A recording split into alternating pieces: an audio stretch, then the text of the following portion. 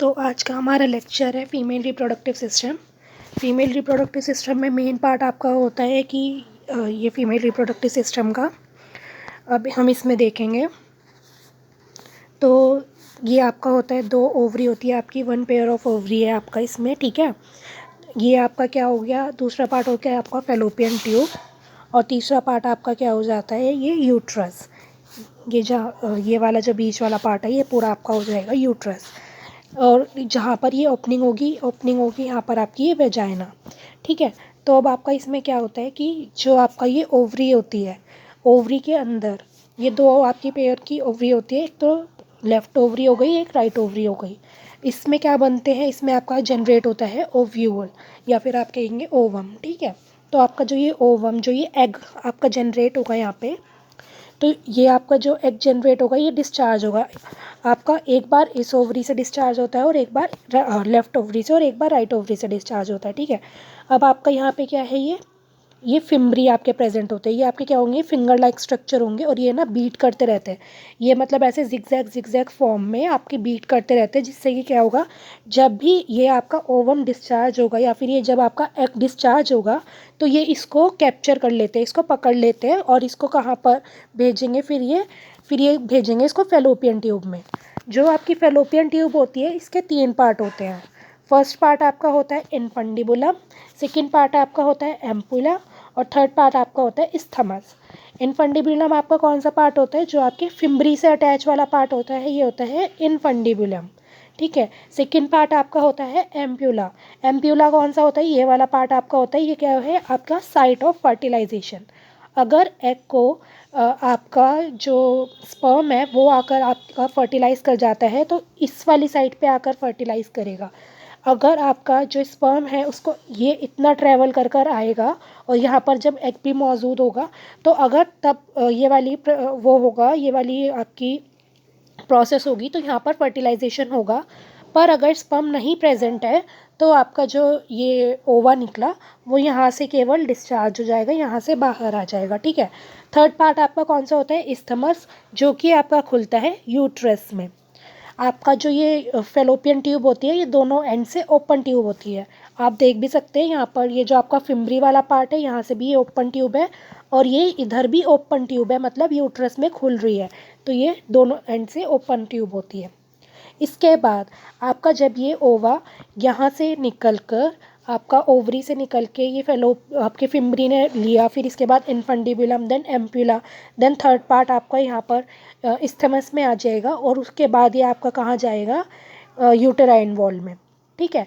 Uterine wall में क्या होगा कि अगर आपका एग फर्टिलाइज हो गया है, तो आपका होगा इम्प्लीमेंटेशन, ठीक है। और अगर आपका एग फर्टिलाइज नहीं हुआ है, तो ये यहाँ पर थोड़े टाइम के लिए रुकेगा, और उसके बाद क्या होगा, यहाँ पर ये जो आपकी ओवरी होती है, इसकी ओवरी की 3 वॉल होती है आपकी, ठीक है। जो सबसे अंदर वाली आपकी होती है वो होती है एंडोमेट्रियम। ये जो आपकी अंदर वाली वॉल है, ये हो गई आपकी एंडोमेट्रियम, ये अंदर वाली वॉल होगी एंडोमेट्रियम। बीच वाली हो गई हमारी मायोमेट्रियम, और बाहर वाली हो गई हमारी पेरीमेट्रियम, ठीक है। तो जब अगर आपका क्या होगा, एग अगर आपका फर्टिलाइज हो जाएगा, तो आपका जो ये एंडोमेट्रियम वाली लेयर है, ये इसको कैप्चर कर लेगी, और यहाँ पर ये इम्प्लीमेंट हो जाएगा। तो मतलब यहाँ पर ये बेबी बनना स्टार्ट हो जाएगा। पर अगर आपका नहीं होता फर्टिलाइजेशन, तो आपकी एंडोमेट्रियम और आपका जो एग है, वो जब आपका ओव्यूलेशन पीरियड होगा, तो ये दोनों के दोनों बाहर आ जाएंगे थ्रू वेजाइना एंड सर्विक्स, ठीक है। अब अगर क्या हुआ, जैसे आपका आप मान लो कि इम्प्लीमेंटेशन नहीं हुआ, मतलब फर्टिलाइजेशन नहीं हुआ एग का, तो एग और आपका जो ये एंडोमेट्रियम की लेयर है, ये भी पूरी रप्चर होगी, और ये क्या होगा, पीरियड्स के टाइम पर बाहर आ जाएगी। अब ये आपका कौन सा पार्ट होता है, नेक्स्ट पार्ट है आपका सर्विक्स। सर्विक्स कौन इस पार्ट होता है, ये आपका नैरो पार्ट है, ये वाला जो आपका पार्ट है, ये वाला नैरो पार्ट है। और ये क्या होगा, ये आपका क्या करेगा, ये आपका यहाँ पर एक विस्कस और थिक मटेरियल आपका डिपॉजिट होता है। ये क्या करता है, ये आपके एग को बाहर जाने से रोकता है, ठीक है। जब आपका टाइम, मतलब डिस्चार्ज का टाइम नहीं होगा, ये उस टाइम यहाँ पर इकट्ठा हो जाएगा थिक और विस्कस मटेरियल, और ये क्या करेगा, एग को बाहर जाने से रोकेगा। साथ ही साथ ये इन्फेक्शन को भी प्रिवेंट करता है, अंदर कोई भी बैक्टीरिया या फिर आपके वायरसेस आने से प्रिवेंट करता है, फिर आपका क्या हो गया, नेक्स्ट आपका वेजाइना हो गया। Vagina long tube like structure होता है और ये एक्सटर्नल बाहर वाले पार्ट को अंदर वाले पार्ट से कनेक्ट करने का काम करता है।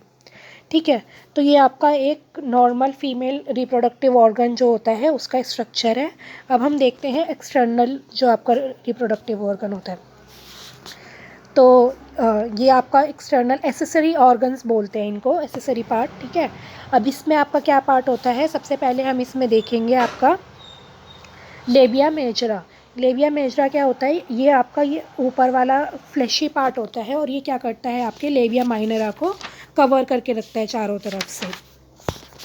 अब आपका लेबिया माइनरा कौन सा पार्ट होता है, ये आपका दूसरी लेयर होती है लेबिया मेजरा के नीचे लेबिया माइनरा होता है और ये थिन वाला पार्ट होता है और ये क्या करता है, आपके वेस्टिब्यूल को प्रोटेक्ट करता है। ठीक है, अब आपके वेस्टिब्यूल क्या होते हैं, वेस्टिब्यूल में आपके दो पार्ट होते हैं, एक्सटर्नल यूरिथ्रल ऑरिफिस और एक्सटर्नल वेजाइनल ऑरिफिस। ये आप देख सकते हो, एक्सटर्नल यूरिथ्रल ऑरिफिस और एक्सटर्नल वेजाइनल ऑरिफिस। ठीक है, ये इन दोनों को प्रोटेक्ट करने का काम कौन करता है, लेबिया माइनरा। अब आपका नेक्स्ट पार्ट है क्लाइटोरिस। क्लाइटोरिस ये आप देख सकते हो। ठीक है, क्लाइटोरिस आपका क्या पार्ट होता है, ये क्या करता है आपका, ये आपका लेबिया मेजरा और लेबिया माइनरा, मतलब ये वाला पार्ट और ये वाला पार्ट जहाँ पर आकर अटैच होते हैं एक दूसरे से, वो वाला पार्ट होता है हमारा क्लाइटोरिस। और ये हमारा है प्रीप्यूस ऑफ क्लाइटोरिस, ये क्या करता है, ये क्लाइटोरिस को प्रोटेक्ट करता है। मॉन्स प्यूबिस क्या होता है, ये फ्लैशी पार्ट होता है और इस पर हेयर लाइक स्ट्रक्चर प्रेजेंट होते हैं।